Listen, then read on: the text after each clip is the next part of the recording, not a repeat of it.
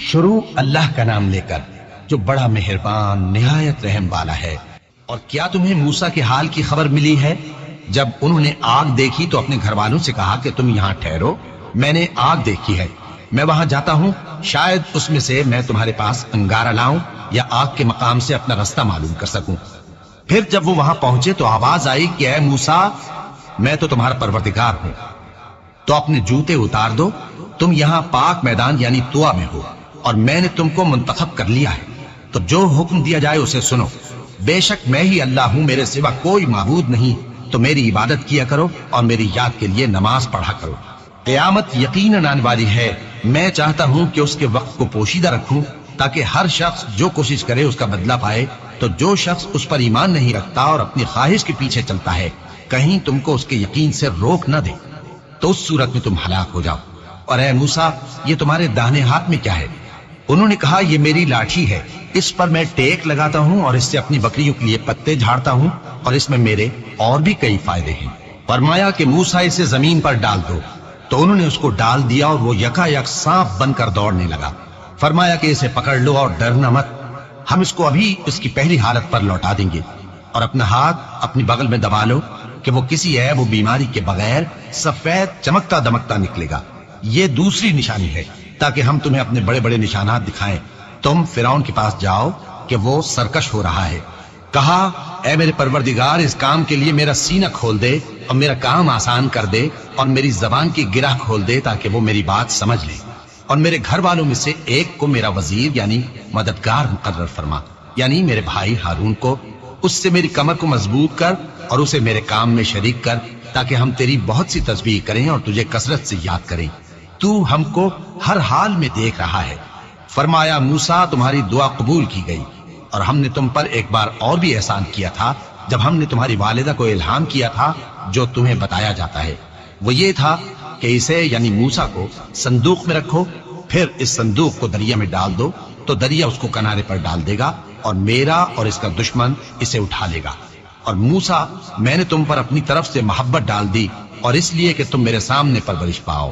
جب تمہاری بہن وہاں فرعون کے ہاں گئی اور کہنے لگی کہ میں تمہیں اس کا پتہ دوں جو اس کو پالے پوسے، تو اس طریق سے ہم نے تم کو تمہاری ماں کے پاس پہنچا دیا تاکہ ان کی آنکھیں ٹھنڈی ہوں اور وہ رنج نہ کرے۔ اور تم نے ایک شخص کو مار ڈالا تھا تو ہم نے تم کو غم سے نجات دی، اور ہم نے تمہاری کئی بار آزمائش کی، پھر تم کئی سال اہل مدین میں ٹھہرے رہے۔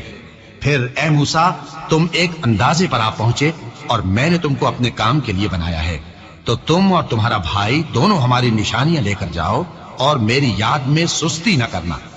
دونوں فرعون کے پاس جاؤ کہ وہ سرکش ہو رہا ہے، اور اس سے نرمی سے بات کرنا، شاید وہ غور کرے یا ڈر جائے۔ دونوں کہنے لگے کہ اے ہمارے پروردگار، ہمیں خوف ہے کہ وہ ہم پر زیادتی کرنے لگے یا زیادہ سرکش ہو جائے۔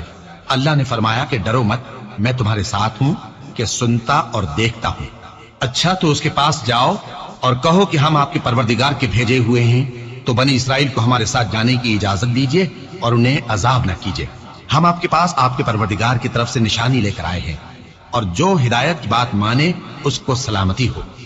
ہماری طرف یہ وحی آئی ہے کہ جو جھٹلائے اور منہ پھیرے اس کے لیے عذاب تیار ہے۔ غرض موسیٰ اور ہارون فرعون کے پاس گئے، اس نے کہا کہ موسیٰ، تمہارا پروردگار کون ہے؟ کہا کہ ہمارا پروردگار وہ ہے جس نے ہر چیز کو اس کی شکل و صورت بخشی، پھر راہ دکھائی۔ کہا تو پہلی قوموں کا کیا حال ہوا؟ فرمایا کہ ان کا علم میرے پروردگار کو ہے جو کتاب میں لکھا ہوا ہے۔ میرا پروردگار نہ چوکتا ہے نہ بھولتا ہے، وہ وہی تو ہے جس نے تم لوگوں کے لیے زمین کو فرش بنایا اور اس میں تمہارے لیے رستے بنا دیے اور آسمان سے پانی برسایا، پھر اس سے مختلف نباتات پیدا کی کہ خود بھی کھاؤ اور اپنے مویشیوں کو بھی چراؤ۔ بے شک ان باتوں میں عقل والوں کے لیے بہت سی نشانیاں ہیں۔ اسی زمین سے ہم نے تم کو پیدا کیا اور اسی میں ہم تمہیں لوٹائیں گے، اور اسی سے ہم تمہیں دوسری دفعہ نکالیں گے۔ اور ہم نے فرعون کو اپنی سب نشانیاں دکھائیں، مگر وہ تکذیب اور انکار ہی کرتا رہا۔ کہنے لگا کہ موسیٰ، کیا تم ہمارے پاس اس لیے آئے ہو کہ اپنے جادو کے زور سے ہمیں ہمارے ملک سے نکال دو؟ تو ہم بھی تمہارے مقابل ایسا ہی جادو لائیں گے، تو ہمارے اور اپنے درمیان ایک وقت مقرر کر لو کہ نہ تو ہم اس کے خلاف کر رہے ہیں اور نہ تم، اور یہ مقابلہ ایک ہموار میدان میں ہوگا۔ موسیٰ نے کہا کہ آپ کے لیے یوم زینت کا وعدہ ہے، اور یہ کہ لوگ اس روز دن چڑھے اکٹھے ہو جائیں۔ تو فرعون لوٹ گیا اور اپنے سامان جمع کر کے پھر آیا۔ موسیٰ نے ان جادوگروں سے کہا کہ یہ تمہاری بربادی ہوگی، اللہ پر جھوٹ نہ باندھو، وہ تمہیں عذاب سے فنا کر دے گا، اور جس نے جھوٹ باندھا وہ نامراد رہا۔ تو وہ باہم اپنے معاملے میں جھگڑنے اور چپکے چپکے سرگوشی کرنے لگے، کہنے لگے یہ دونوں جادوگر ہیں، چاہتے ہیں کہ اپنے جادو کے زور سے تم کو تمہارے ملک سے نکال دیں اور تمہارے بہترین مذہب کو نابود کر دیں، تو تم جادو کا سامان اکٹھا کر لو اور پھر قطار باندھ کر آؤ، آج جو غالب رہا وہی کامیاب ہوا۔ جادوگر بولے کہ موسیٰ یا تو تم اپنی چیز ڈالو یا ہم اپنی چیزیں پہلے ڈالتے ہیں۔ موسیٰ نے کہا بلکہ تم ہی پہلے ڈالو۔ جب انہوں نے چیزیں ڈالی تو یکا یک ان کی رسیاں اور لاٹھیاں موسیٰ کے خیال میں ایسی آنے لگی کہ وہ میدان میں ادھر ادھر دوڑ رہی ہیں۔ اس وقت موسیٰ نے اپنے دل میں خوف محسوس کیا۔ ہم نے کہا خوف نہ کرو، بلا شبہ تم ہی غالب رہو گے، اور جو چیز یعنی لاٹھی تمہارے داہنے ہاتھ میں ہے اسے ڈال دو، کہ جو کچھ انہوں نے بنایا ہے اس کو وہ نگل جائے گی۔ جو کچھ انہوں نے بنایا ہے یہ تو جادوگروں کے ہتھ کنڈے ہیں، اور جادوگر جہاں بھی جائے کامیاب نہیں ہوگا۔ اس پر جادوگر سجدے میں گر پڑے، کہنے لگے کہ ہم موسیٰ اور ہارون کے پروردگار پر ایمان لائے۔ فرعون بولا کہ پیشتر اس کے کہ میں تمہیں اجازت دوں تم اس پر ایمان لے آئے، بے شک یہ تمہارا بڑا یعنی استاد ہے جس نے تم کو جادو سکھایا ہے، سو میں تمہارے ہاتھ اور پاؤں مخالف سمت سے کٹوا دوں گا اور تم کو کھجوروں کے تنوں پر سولی چڑھوا دوں گا، اور تم کو معلوم ہوگا کہ ہم میں سے کس کا عذاب زیادہ سخت اور دیر تک رہنے والا ہے۔ انہوں نے کہا کہ جو دلائل ہمارے پاس آ گئے ہیں ان پر اور جس نے ہم کو پیدا کیا ہے اس پر ہم آپ کو ہرگز ترجیح نہیں دیں گے، تو آپ کو جو حکم دینا ہو دے دیجئے، اور آپ جو حکم دے سکتے ہیں وہ صرف اسی دنیا کی زندگی میں دے سکتے ہیں۔ ہم تو اپنے پروردگار پر ایمان لے آئے تاکہ وہ ہمارے گناہوں کو معاف کرے، اور اسے بھی جو آپ نے ہم سے زبردستی جادو کرایا، اور اللہ سب سے اچھا ہے اور ہمیشہ باقی رہنے والا ہے۔ جو شخص اپنے پروردگار کے پاس گناہگار ہو کر آئے گا تو اس کے لیے جہنم ہے جس میں نہ وہ مرے گا نہ جیے گا، اور جو اس کے روبرو ایماندار ہو کر آئے گا اور عمل بھی نیک کیے ہوں گے تو ایسے لوگوں کے لیے اونچے اونچے درجے ہیں، یعنی ہمیشہ رہنے کے باغ جن کے نیچے نہریں بہ رہی ہیں، ہمیشہ ان میں رہیں گے، اور یہ اس شخص کا بدلہ ہے جو پاک ہوا۔ اور ہم نے موسیٰ کی طرف وہی بھیجی کہ ہمارے بندوں کو راتوں رات نکال لے جاؤ، پھر ان کے لیے سمندر میں لاٹھی مار کر خشک رستہ بنا دو، پھر تم کو نہ فرعون کے آ پکڑنے کا خوف ہوگا اور نہ غرق ہونے کا ڈر۔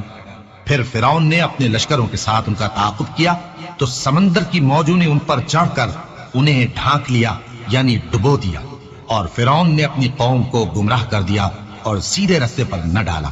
اے آل یعقوب، ہم نے تم کو تمہارے دشمن سے نجات دی اور تورات دینے کے لیے تم سے کوہ طور کی داہنی جانب مقرر کی، اور تم پر من اور سلوہ نازل کیا، اور حکم دیا کہ جو پاکیزہ چیزیں ہم نے تم کو دی ہیں ان کو کھاؤ اور اس میں حد سے نہ نکلنا، ورنہ تم پر میرا غضب نازل ہوگا، اور جس پر میرا غضب نازل ہوا وہ ہلاک ہو گیا۔ اور جو توبہ کرے اور ایمان لائے اور عمل نیک کرے پھر سیدھے رستے چلے اس کو میں بخش دینے والا ہوں۔